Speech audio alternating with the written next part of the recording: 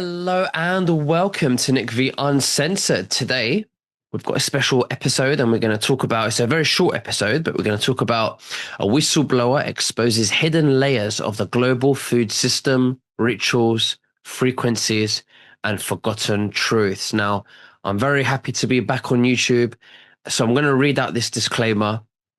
This video is for informational and discussion purposes only. The views expressed are personal perspectives based on open source research, survivor testimony, and public documentation. I encourage you to do your own research and arrive at your own conclusions. This content is not intended to spread hate, harm, or misinformation in any form. Okay, so I want to explore the hidden layers of the modern food system and what's rarely discussed. Okay, number one, the documented global incidents.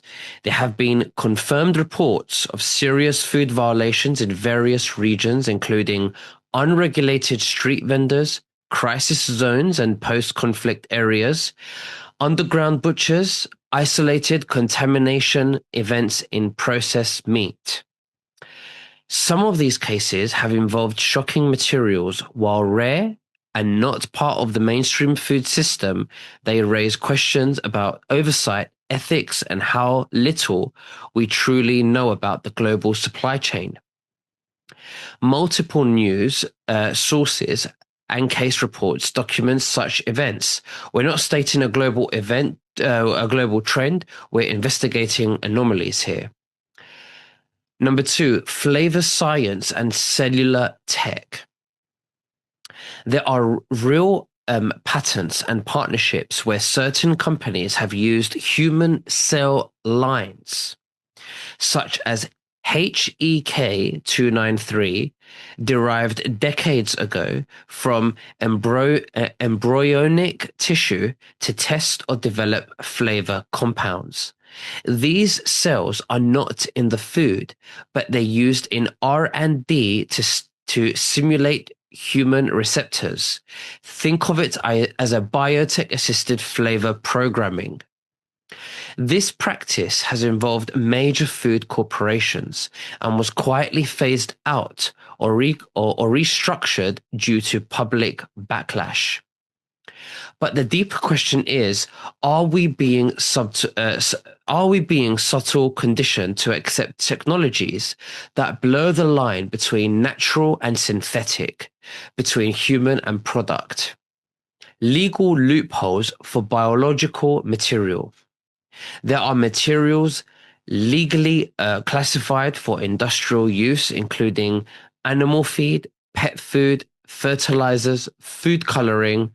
Some of these materials have historically included biological derivatives, including from expired or euthanized sources.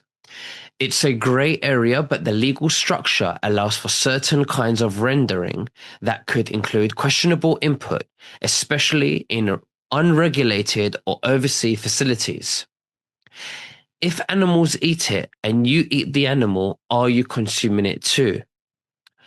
The rendering industry, hidden supply chains. Most people don't know what happens to roadkill, medical waste, expired or unclaimed organic materials, diseased livestock, dead pets.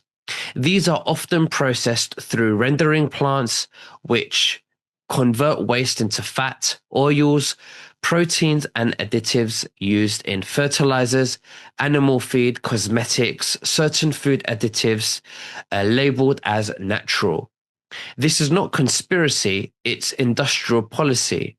But when does recycling become desecration? Whistleblower testimonial Anique Lucas. Anique Lucas is a real survivor of elite abuse networks in Belgium.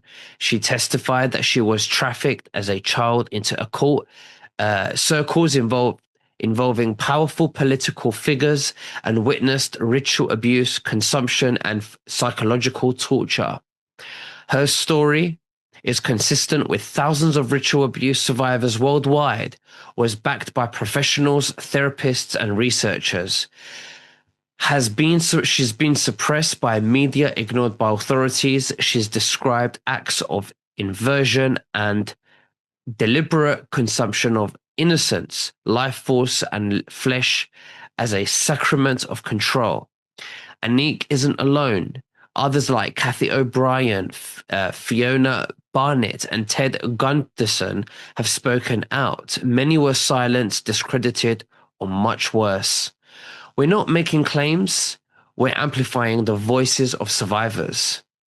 The spiritual trap here is that even if you never touch literal human tissue, you may still be eating food created with fear-based energetic factory meat, hormones tortured animals, consuming products influenced by biotech flavored, using human-like data, participating in systems like recycled organic matter into the food cycle.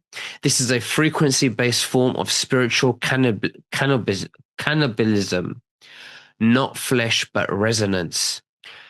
This is the type of stuff that we need to be talking about, and we need to become aware of. And there's so much little I can say and put together on YouTube. But if you have a click on the link below in the description, there's a blog that I'm sharing with you guys, done by Nick V Uncensored blogs, where it goes more into details with what I want to say. So to click on the link below. And guys, thank you so much for listening. Bye bye.